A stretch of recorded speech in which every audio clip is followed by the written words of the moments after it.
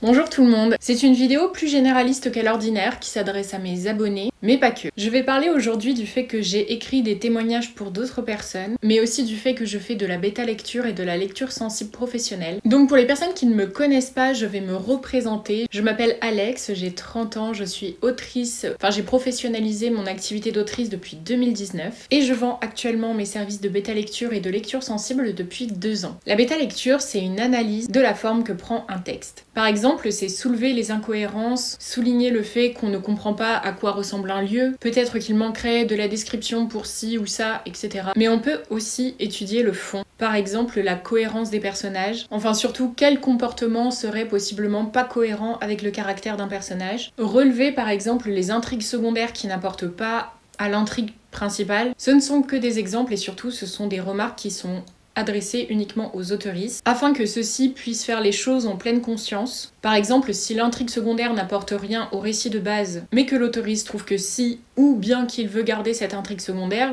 il peut tout à fait le faire, c'est juste qu'il est au courant que potentiellement ça n'apporte rien à son récit principal, chose qu'il n'avait peut-être pas remarqué de base. La lecture sensible, c'est quelque chose de différent. Souvent, on la demande à une personne concernée qui a les connaissances et le recul nécessaires. L'idée est de savoir si un texte encourage les stéréotypes ou les violences qui relèvent de problématiques systémiques et sociétales. Par exemple, si dans un texte on veut absolument dénoncer le racisme, mais que tel paragraphe ou telle partie du texte, ou des raccourcis qui sont finalement bonjour, ou même des raccourcis qui sont finalement racistes, ça permet de le souligner. C'est en cela que le lecteuriste sensible peut souligner « Oula, elle va faire bouger la caméra ». Disons que c'est quelque chose que peut craindre l'auteuriste et ce qui fait qu'il peut demander une lecture sensible. En cela, le lecteuriste sensible peut dire en tant que concerné par exemple, que ce passage est ressenti comme violent pour lui, soit que d'après tel témoignage, telle étude, tel article, ses propos se confirment. Encore une fois, si l'autoriste souhaite conserver ces passages, il le peut, bien évidemment, mais du coup il le fera en pleine connaissance de cause. L'idée, c'est qu'on ne connaît pas tout sur tout, et que faire appel à une lecture sensible aide sur ça. Les lecteuristes sensibles ne sont pas pour autant des garants de la réalité. Un ou une concernée ne peut pas parler pour tous, et une personne qui connaît la théorie peut tout à fait mal l'interpréter, ou mal interpréter un passage du manuscrit. Et comme la production artistique est politique, même quand c'est indirectement fait, il est tout à fait possible de ne pas être d'accord avec son lecteuriste sensible. Toutefois, ça permet de savoir que si on conserve cette partie du texte, on peut blesser ou même ne pas réussir à partager le message qu'on voulait partager de base. À savoir qu'un ou une lectrice sensible ne sait pas non plus tout sur tout. Personnellement, jamais je ne relirai et donnerai mon avis sur un texte qui cherche à dénoncer le racisme. J'ai des connaissances, mais pas du tout suffisante et surtout je ne suis pas du tout concernée par la question et du coup mes interprétations ou même mes ressources ne sont peut-être pas les bonnes. Par exemple, j'ai des connaissances suffisantes à mon sens et je me sens concernée sur la question du deuil, de la détresse psychologique, du viol, la question de l'identité, de l'orientation sexuelle, de la sexualité, etc. Comprenant la sexualité par exemple, etc. Et si j'accepte de relire un texte dont le sujet principal c'est le deuil, je peux toutefois, par exemple, souligner que telle ou telle phrase, à mon sens, relève de biais racistes. Je peux proposer des ressources, témoignages, articles, études, ou même ressentis, mais je serai pas du tout la meilleure placée pour valider ce que je dis et j'aurais tendance à vouloir déléguer à des personnes plus compétentes que moi. Pour vous parler un peu plus de mon parcours, j'ai 3 licences, une en archéo, une en histoire et une en psychologie. J'ai aussi un master d'histoire des religions. À l'heure actuelle, j'ai produit déjà 3 mémoires de recherche, donc 2 sur l'histoire des religions antiques et 1 sur la vision qu'ont les Français et les Françaises du viol. J'ai aussi travaillé dans beaucoup de domaines, mais dans ce qui peut peut-être vous intéresser le plus, j'ai travaillé en maison d'édition, j'ai travaillé comme professeur d'histoire-géographie, aussi comme chargée de projet auprès de collectifs artistiques, et ça ne garantit pas du tout mes connaissances que d'avoir des diplômes ou de l'expérience professionnelle, mais ce que j'ai appris pendant ces formations, c'est trouver des sources, l'analyse de textes en profondeur, la minutie lorsqu'il est question d'interroger certains sujets,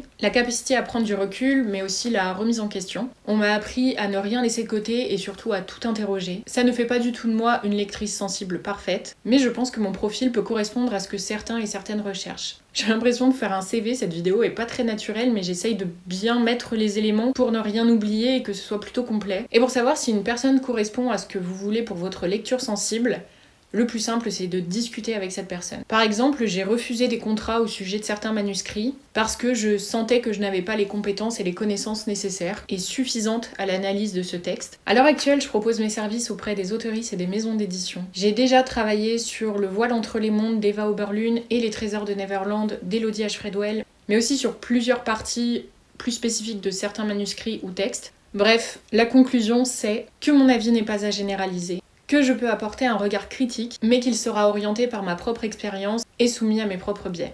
Au sujet de l'écriture de témoignages maintenant, en 2023-2024, j'ai eu la chance de passer presque une année aux côtés d'un jeune homme qui m'a fait confiance pour écrire son témoignage. Ça a commencé un peu bizarrement. À la base, je cherchais un lieu pour faire des dédicaces puisque je suis autrice et j'ai démarché plusieurs boutiques. Et lorsqu'une gérante de l'une des boutiques m'a répondu, en fait c'était la mère de ce jeune homme qui a répondu à mon mail en me disant que c'était pas possible de faire une dédicace dans son établissement parce que c'était pas adapté, mais que par contre elle souhaitait me rencontrer parce que ce projet traînait un peu dans la tête de ce jeune homme depuis quelques temps. Pour replacer le contexte, ce jeune homme souffre de neurofibromatose, qui est une maladie très difficile au quotidien et qui impacte absolument tous les biais de sa vie. Et donc dans ce texte, il voulait parler de la question du handicap invisible, mais aussi de certaines périodes où son handicap est devenu visible aux yeux des autres. Par exemple, il a été amené à porter un corset et également un corset intégral où son visage était également pris dedans. Et du coup, il voulait parler du harcèlement scolaire, du regard que les autres ont porté sur lui, mais aussi des impacts dans ses relations personnelles que ça a pu avoir. Et même lorsque son handicap est revenu invisible entre guillemets, il a aussi voulu parler de l'insertion professionnelle qui a été très difficile pour lui parce que même si une entreprise dit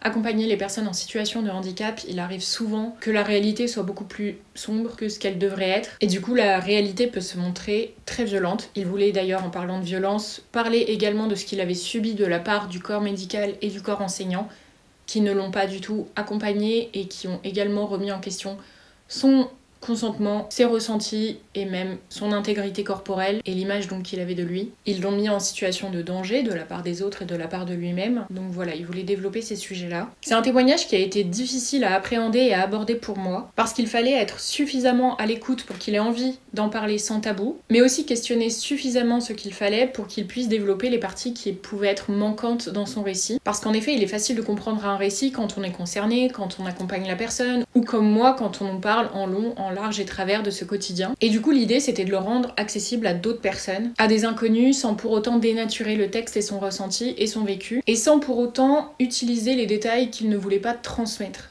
Donc des fois, quand il faut mettre de côté toute une partie de la vie qu'il ne veut pas rendre publique, il faut réussir à orienter le témoignage pour qu'il soit quand même compréhensible avec des éléments en moins. Je ne suis pas douée dans beaucoup de choses quand ça concerne la fiction, par exemple, je suis nulle en description, je suis nulle en création d'univers, pour trouver le nom de certains personnages. Mais pour la non-fiction, je suis plutôt douée pour mettre en mots ceux des autres et leurs ressentis. Et c'est pour ça que j'ai envie de travailler sur les témoignages d'autres personnes que moi. Déjà parce que j'ai déjà publié mon propre témoignage et que les personnes qui l'ont lu d'ailleurs, un immense merci car il a parlé à beaucoup de gens, donc je suis vraiment très touchée des retours que j'ai eus à ce sujet. Et donc après un an de rendez-vous, de discussions, de relecture, ce texte a été terminé donc l'été dernier et on a utilisé l'été justement pour le relire avec un peu de recul et pour qu'à la rentrée, on puisse le proposer à des maisons d'édition, donc c'est ce qu'on va bientôt faire, soumettre le texte à des comités de lecture. Et donc avec cette famille, on a pu travailler ensemble, notamment parce que dès le début ça a matché entre nous, et je pense que c'est essentiel pour ce type de projet. Et avec ces personnes, on ne vient pas du même univers, pas du même quotidien, pas du même milieu social, et même si on est très très différents, ça a vraiment fonctionné entre nous. Et de leur part, j'ai eu de super retours, comme quoi en effet ça avait eu un effet thérapeutique sur ce jeune homme, mais aussi pour cette famille, que ça avait soulagé d'un poids que de coucher tout ça sur papier, mais aussi que ma manière de travailler leur avait vraiment plu. Je suis quelqu'un qui s'adapte beaucoup, mais sans pour autant m'effacer et oublier qui je suis et comment j'ai envie de travailler. Enfin, en tout cas, ce qui est important pour moi dans ces échanges. Et je pense que ça a vraiment fonctionné. J'ai reçu par exemple un mail que j'avais envie de vous lire. Quelques phrases de ce mail. Merci beaucoup Alex pour ton mail et surtout un grand merci à toi pour ton écoute, la disponibilité et ta patience. C'est pour nous aussi une belle rencontre, l'aboutissement d'un beau projet, d'une belle aventure et d'une sacrée thérapie pour... Je vais pas vous dire le prénom. Et c'est des mots qui touchent beaucoup car en effet, moi-même, du fait de m'impliquer dans ce quotidien, il y a forcément une distance professionnelle qui a été mise, mais au fur et à mesure, vu qu'il y avait un très bon contact, c'est aussi des personnes avec qui j'ai noué un lien très fort et que je remercie, surtout pour la confiance qu'ils m'ont apporté et pour le temps qu'ils ont mis dans ce projet et l'investissement qu'ils ont mis dans ce projet parce que c'est pas facile de tenir sur la durée non plus. Enfin bref, je vais pas vous mettre 50 mails ou échanges parce que déjà ce serait hyper prétentieux de ma part, mais je trouvais aussi que c'était important de partager pas que mes propres mots à ce sujet-là, mais aussi les leurs. Enfin, je trouve que c'était important. En tout cas, c'est un exercice qui moi me met à l'aise et que j'aimerais vraiment proposer à d'autres personnes. Après, je vais pas vous cacher que c'est un investissement. Je suis payée pour les rendez-vous, je suis payée à l'heure, je suis payée pour le nombre de mots. Donc en fonction de la forme que peut prendre le témoignage, ça peut être plus ou moins long dans le temps, plus ou moins onéreux évidemment, parce que bien sûr ça peut aussi prendre une forme plus courte, mais dans tous les cas ce sera forcément un coût, donc pourquoi vous lancer dans une telle aventure avec moi? Je pense que cela dépend de vous, bien évidemment. On va pas se mentir, c'est un privilège que de pouvoir se lancer dans ce genre de projet. Et si c'est une envie pour vous, que vous en avez les moyens et que vous souhaitez en faire une priorité, car comme je vous l'ai dit, il faut de la régularité dans ce genre de projet, eh bien moi je suis disponible pour en discuter. Dans le cas dont je vous parle, là, le témoignage que j'ai écrit, c'était aussi un cadeau qui a été offert en partie à ce jeune homme par sa maman. Et donc l'écriture de ces textes, ça peut vous concerner, mais aussi concerner une autre personne que vous connaissez peut-être. Je sais que nombreuses sont les personnes à vouloir écrire leur témoignage, mais manque de temps, d'envie ou ont peur de se lancer dans l'écriture. Il faut savoir que même si vous ne couchez pas une seule phrase concernant ce projet, c'est quelque chose qui se crée à deux. Et donc même si je suis la seule à formuler les phrases, ça reste votre histoire et ça fait de vous un co-auteur. Il m'arrive souvent en salon du livre d'entendre des personnes dire « j'aimerais bien écrire mon histoire » ou « et si je vous demande d'écrire mon histoire ?» sous la forme de questions. Et du coup ça me donne envie de répondre à cette demande. Et du coup même si je suis pas la seule à proposer ce service, vous pouvez avoir envie de discuter avec moi au sujet de ma manière de travailler ou même pour un devis ou tout simplement pour voir si le courant passe entre nous. Et pour ça je suis disponible pour un premier contact, notamment par mail, je vais vous le mettre dans la barre d'infos. En tout cas voilà, cette vidéo était un peu plus formelle qu'à l'ordinaire, je suis pas très à l'aise avec l'exercice parce que vraiment je voulais rien oublier et du coup cette vidéo manque de naturel, donc si vous voulez un peu voir qui je suis, je vous invite à aller voir d'autres vidéos pour voir un peu comment je m'exprime de manière plus réelle entre guillemets. En tout cas je vous remercie d'avoir regardé cette vidéo, si vous souhaitez la partager à vos proches qui peuvent être intéressés ou que vous-même vous êtes intéressé, n'hésitez pas à commenter, partager, liker et à me contacter bien évidemment. Si vous me contactez par DM sur Insta, je vais sans doute vous répondre très lentement et sans doute de manière pas forcément appropriée parce que les DM Insta c'est de manière très informelle quand même je trouve et c'est le genre de projet sur lequel j'ai envie de prendre mon temps et je trouve que le mail pour ça c'est beaucoup plus facile de développer, de mettre en forme les idées, de questionner plein de choses et du coup voilà, je préfère vraiment les échanges par mail au sujet de ces projets. Donc voilà, si ça vous intéresse ou vous voulez en discuter davantage, n'hésitez pas à me contacter. Encore merci d'avoir regardé cette vidéo et merci de potentiellement lui donner une visibilité, de lui donner une petite vie pour que ça atteigne des personnes que ça peut intéresser surtout. Et pour les personnes qui sont abonnées, qui se sont abonnées grâce à cette vidéo, je vous dis à bientôt pour un prochain contenu que je posterai ici. Et pour les autres, merci beaucoup de votre attention.